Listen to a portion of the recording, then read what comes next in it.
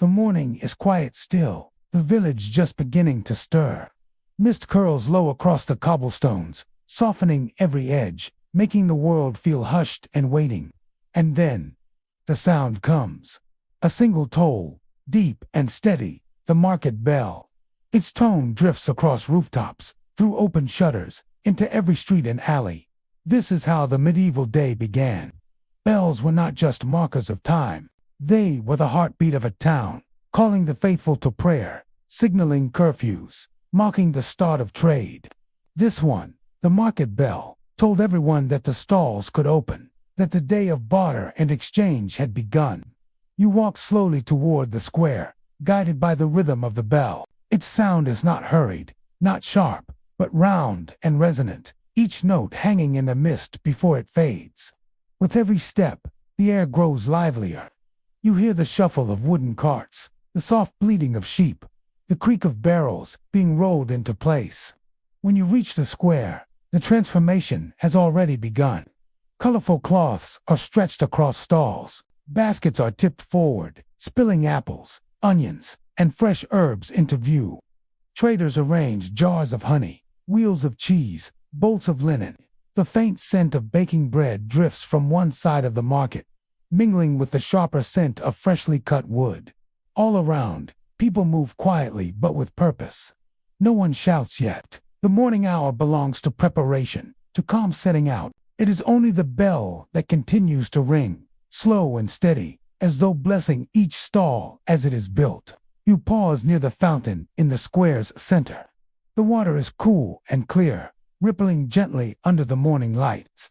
Above it hangs a smaller bell, a copy of the larger one that hangs in the tower. Children run up to touch it, their fingers brushing the cold bronze, and then skip away again, their laughter low and bright. Medieval bells were crafted with patience. A bell founder would cast them from molten bronze, shaping them not only for strength, but for sound. Each bell carried its own unique voice, one that villagers could recognize instantly, like the voice of a loved one. The market bell was warm and round, neither too solemn nor too sharp. It was meant to gather people, not command them. As the bell continues, the market awakens fully. Voices rise, soft greetings exchanged. The shuffle of hooves and wooden wheels grows louder. Fabrics are smoothed, baskets rearranged, coins polished in waiting hands. The air is no longer just mist and dawn, but filled with texture, cloth against wood, straw against stone, footsteps against earth. You wander from stall to stall. At one, a woman lays out herbs tied in neat bundles: sage, rosemary, thyme, each releasing its fragrance as she sets them down. At another, a man arranges candles, their tallow smooth and pale, their wicks trimmed carefully. A potter stacks bowls, each one painted with small, swirling designs. Everywhere, the sound of preparation is soft, unhurried. The bell continues to toll, steady as breath. You notice how the villagers react to it. Some hum along under their breath. Some pause to listen, as though timing their movements to its rhythm. For them, it is not just a bell. It is reassurance, a reminder that the community is gathered, that the day is beginning together. At last, after many long moments, the bell grows silent. Its final tone lingers, then fades into the morning air. The market holds still, as though waiting for that last note to vanish. And then, life quickens. Voices grow louder, prices called, greetings exchanged, laughter spilling across the square. The rhythm of trade begins. You remain by the fountain, letting the scene unfold around you. The bell may be silent, but its presence lingers in the square, like an echo beneath every sound. The villagers trade apples for cloth, bread for candles, honey for herbs. Hands meet, coins clink, baskets fill and empty.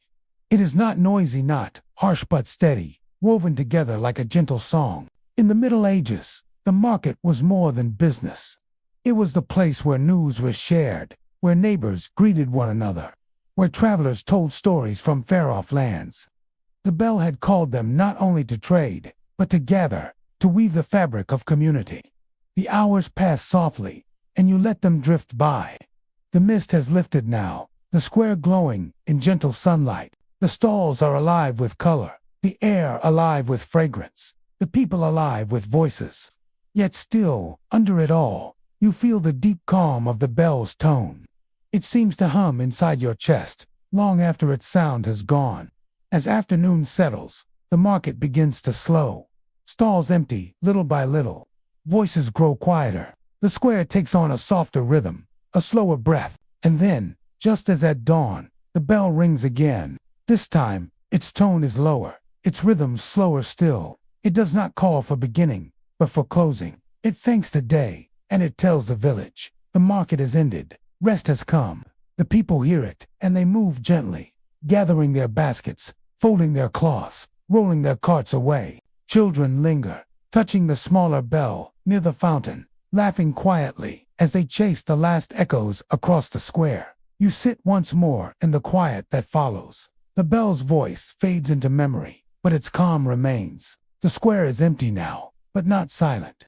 The echoes of voices, the fragrance of bread and herbs, the shimmer of the fountain's water, all of it lingers, soft and comforting. And in your mind, the bell still rings, steady and slow, carrying you toward stillness, carrying you toward rest. The market bell, a voice of the village, a rhythm of life, a lullaby of bronze. Its tone drifts through time, and you let it guide you gently into dreams.